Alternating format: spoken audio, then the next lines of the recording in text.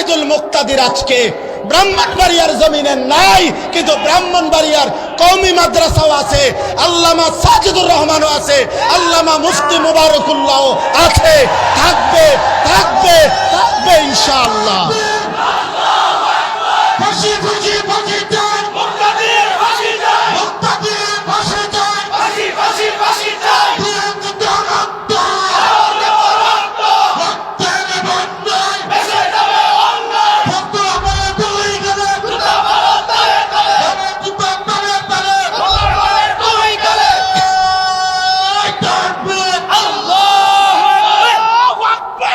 এটা ভুলে গেলে চলবে না ইনশাআল্লাহ।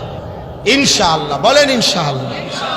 হ্যাঁ, মুসলমান 16টি বছর আমাদেরকে জঙ্গিবাদ, এই সমস্ত উগ্রবাদ, এই সমস্ত শব্দ বলে বলে ইসলামের পবিত্র বিধান জিহাদ এই শব্দটা উচ্চারণ করতে দেয় নাই।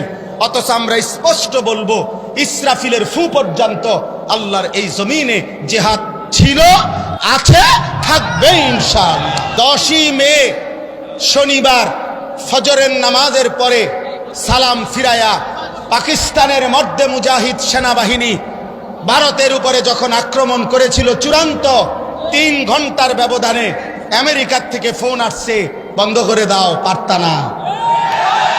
শেষ পর্যন্ত মোদি বন্ধ করে দিয়েছে। এজন্য যে রব্বুল আলামিন মোদিকে বেইজ্জতি করেছে, সেই মালিক নেতানিয়াহুকে ইনশাআল্লাহ ধ্বংস করে দেবে ইনশাআল্লাহ, ইনশাআল্লাহ। এজন্য ইসলাম থাকবে, কোরআন থাকবে, জিহাদও থাকবে ইনশাআল্লাহ। বলেন ইনশাআল্লাহ। চলেন আমি আমার এই প্রথম কথায় আবার ফিরে আসি। সম্মানিত হাজিরিন, ইব্রাহিম আলাইহিস সালাম, আমি ওনার কথা বলতেছিলাম। ইব্রাহিম আলাইহিস সালাম মহান আল্লাহ পাকের নবী, আল্লাহ তাআলা তাকে অগণিত মর্যাদা দিয়েছেন। তাফসীরের মধ্যে আছে, হযরত আব্দুল্লাহ ইবনে আব্বাস রাদিয়াল্লাহু তাআলা আনহুমা বলছেন, আল্লাহ তাআলা ইব্রাহিম আলাইহিস সালামের মোট 30টা পরীক্ষা নিয়েছেন। কোন কোন মুফাসসিরিনে কেরাম বলছেন আল্লাহ তাআলা ইব্রাহিম আলাইহিস সালামের 70টা পরীক্ষা নিয়েছেন। এই সমস্ত পরীক্ষায় উত্তীর্ণ হয়ে ইব্রাহিম আলাইহিস সালাম চূড়ান্তভাবে গোল্ডেন এ প্লাস পাইছেন, মানে চূড়ান্তভাবে উত্তীর্ণ হয়েছে। এখন সংক্ষেপে একটা কথা হলো, পরীক্ষাগুলো ছিল কি বিষয়ে? এক বিষয়ে। পরীক্ষা ছিল মূলত একটা বিষয়, পরীক্ষার আইটেম ভিন্ন ভিন্ন, কিন্তু বিষয় একটাই। একটা বিষয় কি?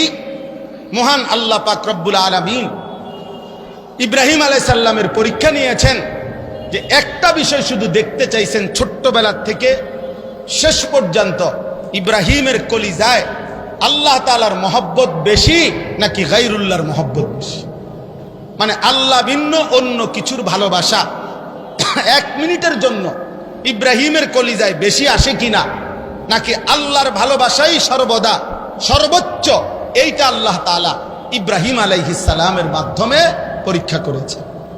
এই জন্য ছোট্টবেলার থেকে একেবারে বাপ মার ঘরে, মূর্তি পূজক মা বাবার ঘর থেকেই তিনি পরীক্ষা দিছেন।